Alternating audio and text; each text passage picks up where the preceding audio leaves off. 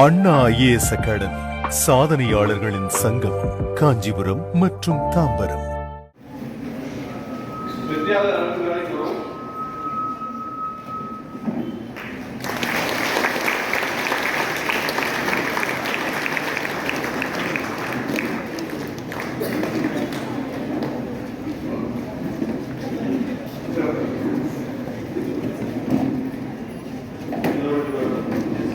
பேர் பிசி ஹேமலதா. நான் இப்போ நடந்து முடிந்த குரூப் 4 தேர்வில் தான் வெற்றி பெற்று ஆர்டிஎன்பிஆர் துறையை ஊரக வளர்ச்சி மற்றும் ஊராட்சி துறையை தேர்ந்தெடுத்து ஒர்க் பண்ணிகிட்ருக்கேன். 3 மாதம் ஆயிடுச்சு ஜாயின் பண்ணி. ஆக்சுவலாக இது என்னோடய 2வது வெற்றி தான் நான் சொல்லுவேன். 2019 ஒரு குரூப் 4 நடந்தது. அதுலேயும் எக்ஸாம் எழுதி அதில் தான் ஃபஸ்ட்டு நான் வேளாண்மை துறையை சூஸ் பண்ணி ஒர்க் பண்ணிகிட்ருந்தேன். கண்டிப்பாக இந்த 2 வெற்றிக்கு காரணம் கண்டிப்பாக இன்ஸ்டியூட்டோட பங்கு என்னோடய பங்குக்கு மேலே ஒரு படி அதிகமாக தான் இருந்துச்சு. 2019 இதே நாள் தான் 2019 தாம்பரம் பேட்சில் நான் ஃபஸ்ட்டு போய் ஜாயின் பண்ணுறேன். 2018 முடிவு டிசம்பர் 31. அந்த 2019 நியூ இயருக்கு முன்னாடி நாள், கிட்டத்தட்ட 4 வருஷம் முடிய போகுதுன்னு நினைக்கிறேன். அப்போ தான் ஃபஸ்ட்டு ஜாயின் பண்ணேன். எனக்கு நிஜமாகவே சொல்கிறேன், சிலபஸே எனக்கு தெரியாது. ஏன்னா கண்டிப்பாக மேரேஜ் ஆகிட்டு 2 குழந்தை எனக்கு.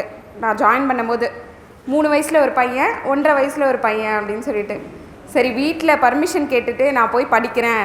ஆனால் 1 இயர் தான் டைம் கேட்டுட்டேன். நான் உண்மையாகவே 1 இயர் டைம் கொடுங்க, கண்டிப்பாக நான் எக்ஸாமில் பாஸ் பண்ணிடுவேன் அப்படின்றதுக்காக 1 இயர் டைம் கேட்டு நான் போய் ஜாயின் பண்ணேன். எனக்கு சிலபஸே அப்போ தான் தராங்க. ஓ, லாங்குவேஜ் இருக்கா, தமிழ் இருக்கா அப்படின்னே நான் அப்போ தான் ஆச்சரியமாக பார்க்குறேன். தமிழ்லாம் சிலபஸில் இருக்குது டிஎன்பிசியில். நம்ம இன்ஜினியரிங்கில் ஃபுல்லாக டெக்னிக்கல் சிலபஸ் தான் படிச்சிருப்போம். அதுலேயும் நம்ம எப்படி படிச்சிருப்போன்னா ஜஸ்ட்டு கிளியர் பண்ணியிருப்போம், அவ்வளோதான். ரொம்ப தரோவாக கொஷின் கேட்டால் இப்போ வரைக்கும் நமக்கு தெரியாது. நான் அப்படி தான் இருந்திருக்கேன்.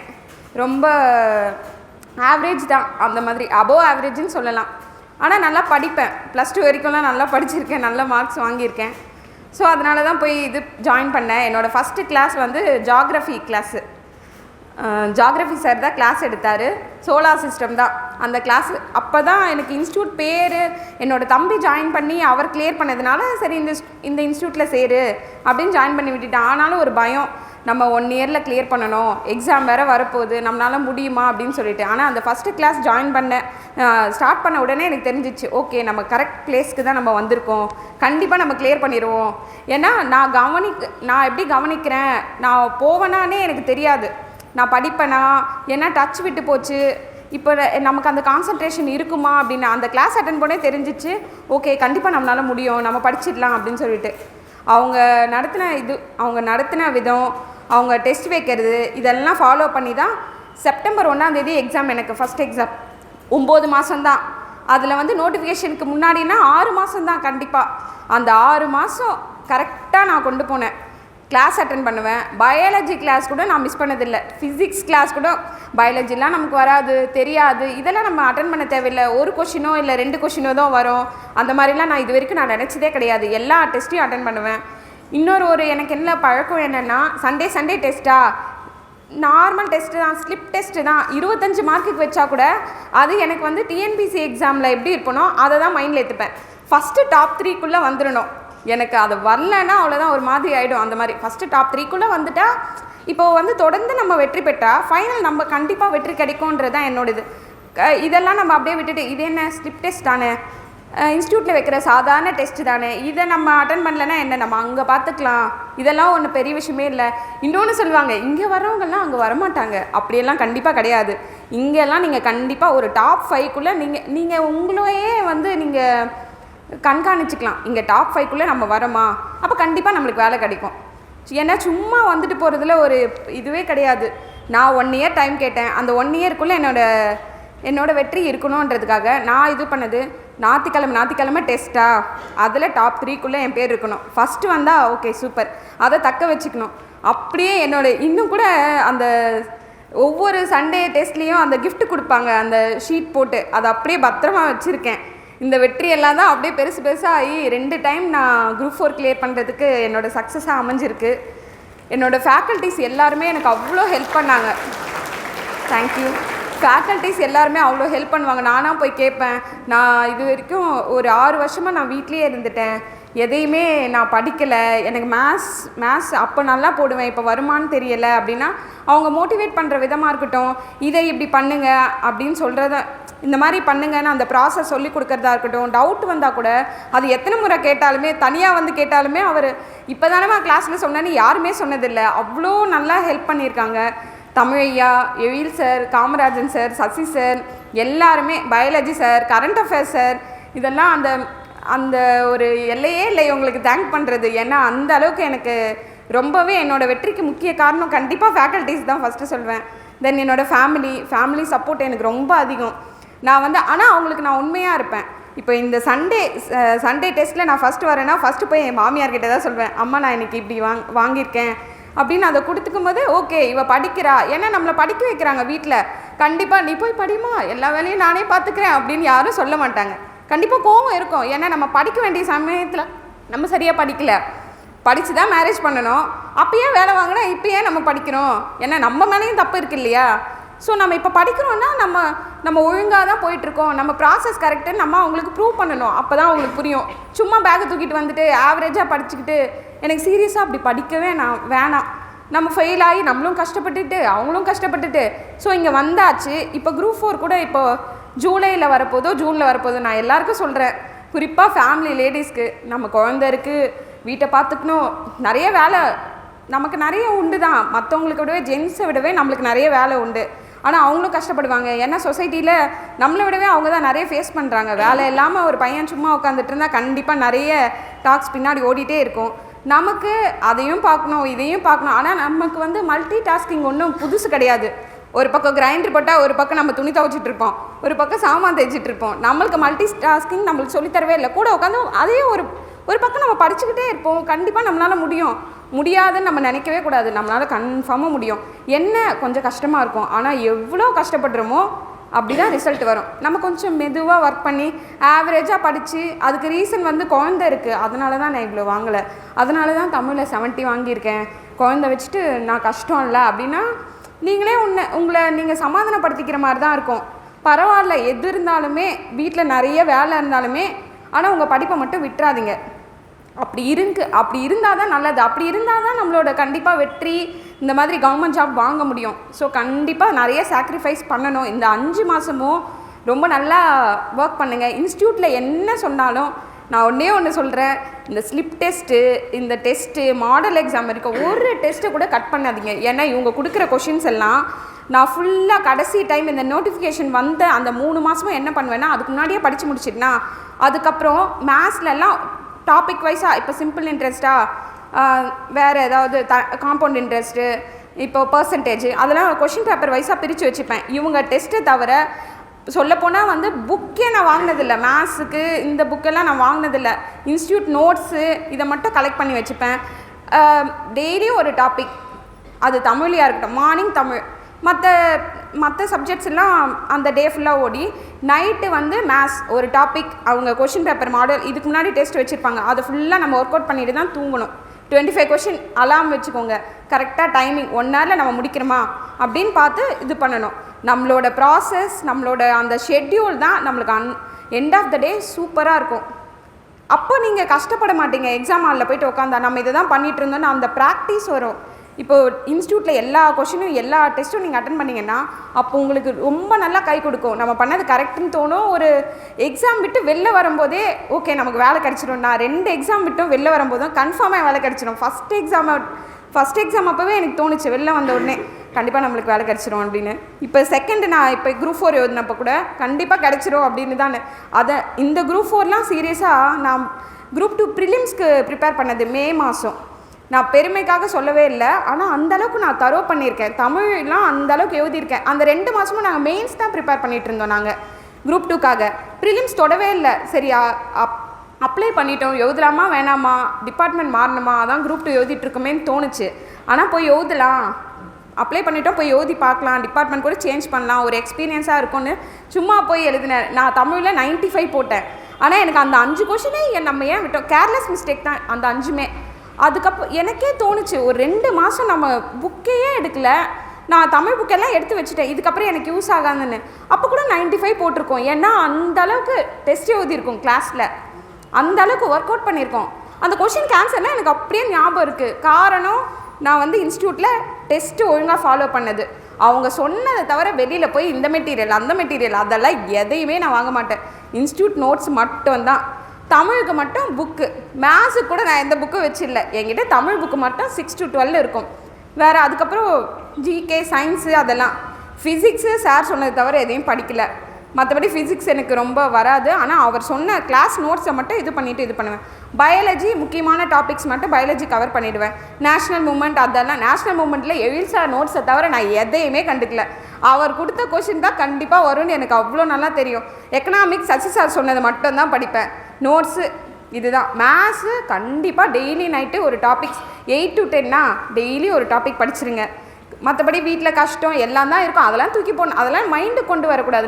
நம்ம பிஸியாக வச்சுக்கிட்டோன்னா எந்த கஷ்டமே நம்மளுக்கு மைண்ட் தெரியாது, ஞாபகம் இருக்காது. ஸோ நீங்கள் உங்களை பிஸியாக வச்சுக்கோங்கன்ற அந்த மாதிரி ஷெட்யூல் போட்டிங்கன்னா ஈஸியாக இருக்கும். இந்த 5 மாதம் இருக்கிறதுலே அதிகமாக யார் உழைக்கிறாங்கன்னா அது தமிழ்நாட்டில் எல்லா இன்ஸ்டியூட்டை விட நம்ம இன்ஸ்டியூட் பசங்களாக தான் இருக்கணும். நீங்கள் ஹார்ட் ஒர்க் போடுறது தான் ரிசல்ட் வரும்.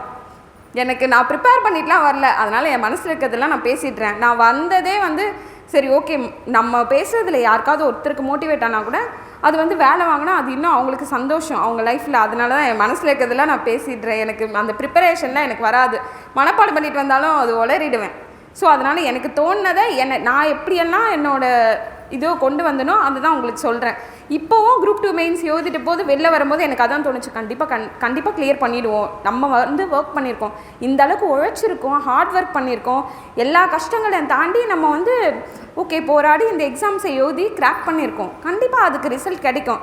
அது கடவுளை நம்புகிறவங்களா இருக்கலாம், இயற்கையை நம்புகிறவங்களாம் கூட இருக்கலாம். நம்ம என்ன செய்கிறோமோ அது அப்படியே திருப்பி வரும். கண்டிப்பாக எக்ஸாம் இவ்வளோ நல்லா கஷ்டப்பட்டு படிக்கிறீங்கன்னா கண்டிப்பாக அதுக்கு ரிசல்ட் கண்டிப்பாக பாசிட்டிவாக தான் வரும்.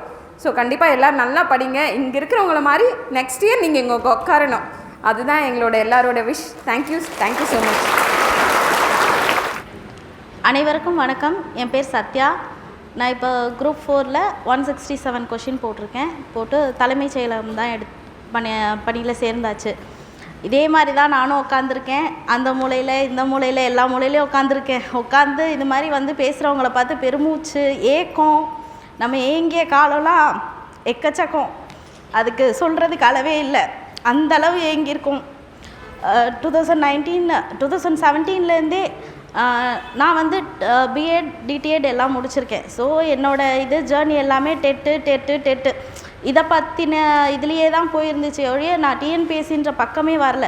2017 தான் ஒருத்தவங்க சொல்லி இங்கே வந்து ஜாயின் பண்ணி டெட்டு கிளியர் பண்ணியாச்சு. பேப்பர் 1 பேப்பர் 2 சர்டிஃபிகேட் வெரிஃபிகேஷன் வரைக்கும் போய் எல்லாம் முடித்ததுக்கப்புறமும் ஜாப் இன்ன வரைக்கும் அதுக்கான ஒரு இது கூட இல்லாமல் அப்படியே போயிடுச்சு. அது என் கூட சேர்ந்தவங்க எல்லாம் டிஎன்பிஎஸ்சி கண்டினியூஸாக படித்தாங்க. 3 இயர்ஸ் தான், ஒரு 2 அட்டம்ப்ட் தான் வாங்கிட்டு போயிட்டாங்க. பட் நான் ஃபுல்லாக லேக் ஆகி அப்படியே உட்காந்தாச்சு. நமக்கு டெட்டு வரும்னு. என் ஹஸ்பண்ட் தான் இல்லை நம்ம டிஎன்பிஎஸ்சி ட்ரை பண்ணலாம் அப்படின்னு சொல்லி ப்ரியான்னு சொல்லி இங்கே நம்ம இன்ஸ்டியூட் தான் அவங்க படித்து அவங்க வந்ததுக்கப்புறம் தான் சொன்னாங்க, இல்லை டெட்டே அட்டன் பண்ணும்போது நீங்கள் டிஎன்பிஎஸ்சி அட்டன் பண்ணால் என்னன்னு சொல்லி அதுக்கப்புறம் தான் நான் வந்து ஜாயின் பண்ணோம். தாம்பரம் பேட்ச் 2019 மே லாஸ்ட்டில் தான் வந்து நான் ஜாயின் பண்ண செப்டம்பர் 1 எக்ஸாம். நான் சேர்னா அடுத்த வாரம் கால் ஃபேர்னு சொல்லிட்டாங்க. அடுத்த வாரத்துலேருந்து தான் படிக்கவே ஸ்டார்ட் பண்ணேன். செப்டம்பர் 1 அட்டன் பண்ண 158 கொஷின் போட்டேன். கிட்டத்தட்ட லாஸ்ட் டே பன்ரோட்டி கோட் கிடச்சிச்சு எனக்கு. பன்ரோட்டி கோட்டும் போய் ஜாயின் பண்ணிவிட்டு கிட்டத்தட்ட பசங்களெல்லாம் விட்டு 2 குழந்தைங்க எல்லாரையும் விட்டு தான் நான் போய் ஜாயின் பண்ணது.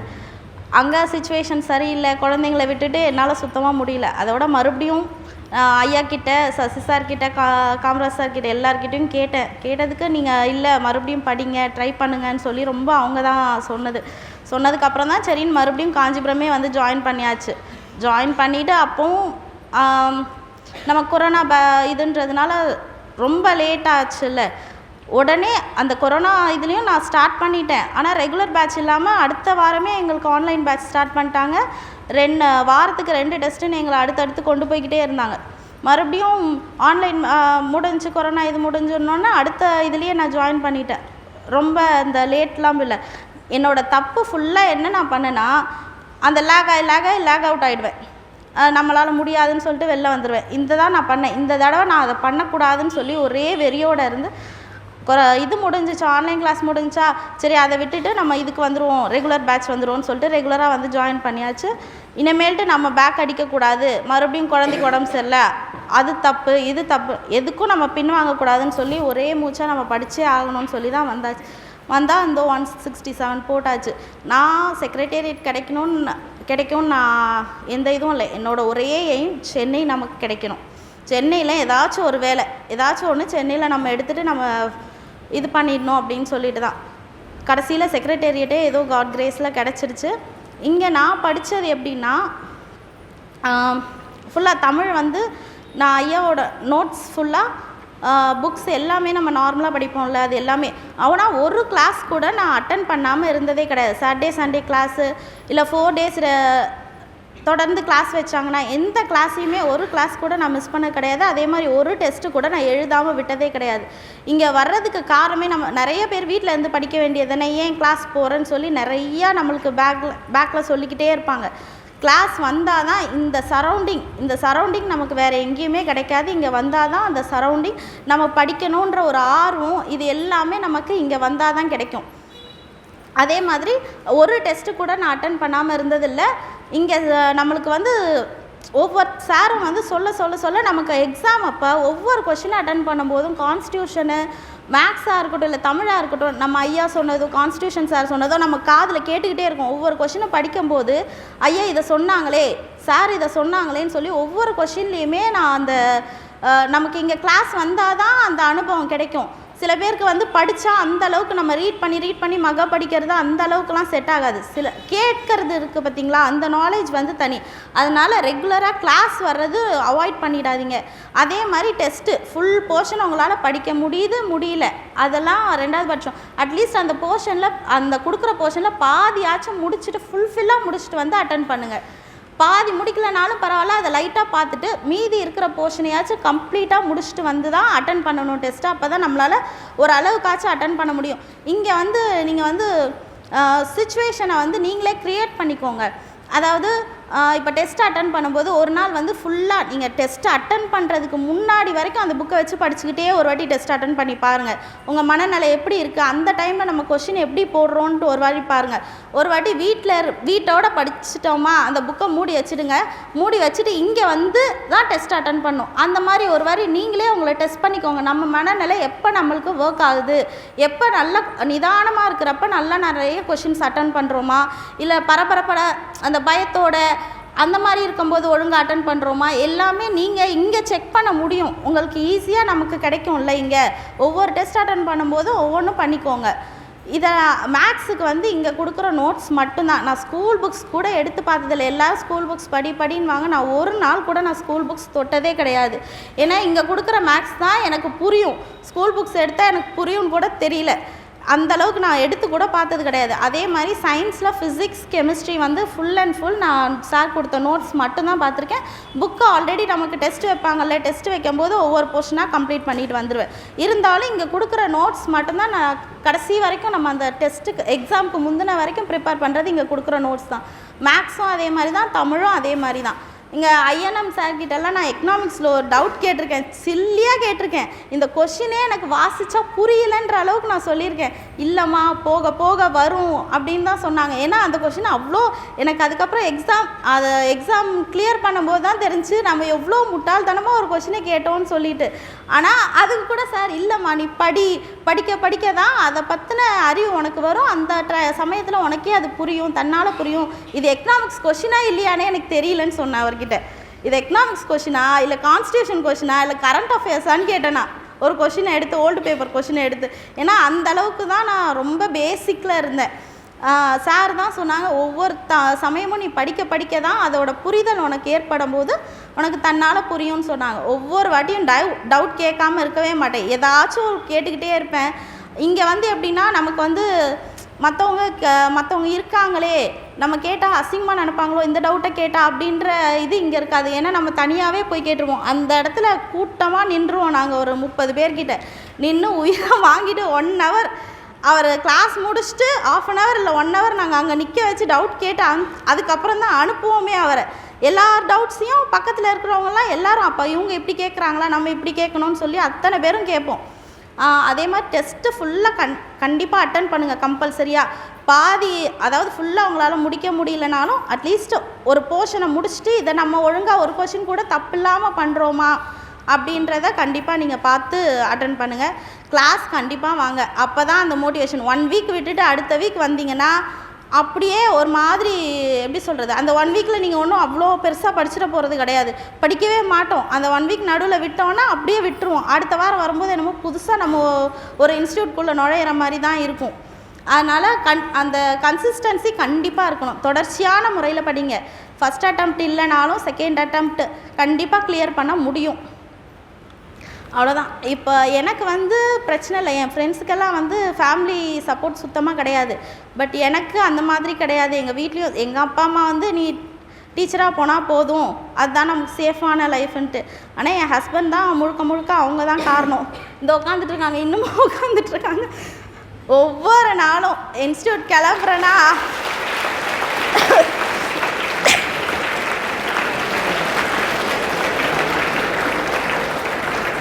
காலையில் அங்கே நான் 4:30 கிளம்புனா தான் நாங்கள் ரயில்வே ஸ்டேஷனுக்கு வர்றது 5:30 மணிக்கு. காலைல 4:30 மணிக்கு இல்லை 3 மணிக்கு எந்திரிக்கணும். அப்போ தான் எல்லாம் இது பண்ணிட்டேன். அதுக்கு முன்னாடியே அவங்க எந்திரிச்சிடுவாங்க. எந்திரிச்சு என்னை விட்டுட்டு மறுபடியும் நைட்டு இங்கேருந்து 9 o'clock போனோன்னா நைட் பிக்கப்பும் அவங்க தான். இத்தனை வருஷமாக 2019 இப்போ வரைக்கும் இன்னமும் அந்த வேலையை செஞ்சிட்ருக்காங்க. இவங்க தான் ஃபுல் அண்ட் ஃபுல் எனக்கு பேக் போன். இல்லை என்னென்ன சொல்லணுமோ அத்தனையும் அவங்க தான். அதே மாதிரி நம்ம சார் வந்து எல்லா சாருமே சொல்லுவாங்க, ஐயாவாக இருக்கட்டும், ஒவ்வொருத்தரோட ஐடியாவும் ஒவ்வொரு மாதிரி இருக்கும்ல, எல்லாத்தையுமே அப்ளை பண்ணி பாருங்கள். அப்ளை பண்ணுறதுக்கு தான் நம்ம இங்கே வந்திருக்கோம். ஒவ்வொரு சார் சொல்கிறதையும் நம்ம எக்ஸாம்லேயும் படிக்கிற விஷயத்தில், அதாவது இப்படி தான் படிக்கணுன்றது நான் இங்கே வந்து தான் தெரிஞ்சுக்கிட்டேன். நம்ம ஸ்கூலில் ஒரு மாதிரி படிச்சிருப்போம், காலேஜில் ஒரு மாதிரி படிச்சிருப்போம். ஆனால் இங்கே வந்து தான் டிஎன்பிஎஸ்சிக்கு எப்படி படிக்கணும், ஆனாவை இப்படி போட்டு இப்படி தான் போடணும். என் பொண்ணு தலையில் போடுவாள், ஒரு கோடை போட்டு அப்புறம் தான் ஆனாவே போடுவாள், சிஏ இப்படி திருப்பி போட்டு. அந்த மாதிரிலாம் இல்லை, இப்படி தான் சுழிச்சு போடணுன்றது சொல்லி கொடுத்ததே இங்கே தான். ஒவ்வொரு ப்ளஸ்ஸு மைனஸ்ஸு முதற்கொண்டு இங்கே சொல்லி கொடுத்துருக்காங்க. ஸோ அதனால் ஒவ்வொரு சார் சொல்கிறதையும் டெப்த்தாக வாங்கிக்கிட்டு அப்சர்வ் பண்ணுங்கள் ஃபுல்லாக சார் சொல்கிறது. அவ்வளோதான். நன்றி.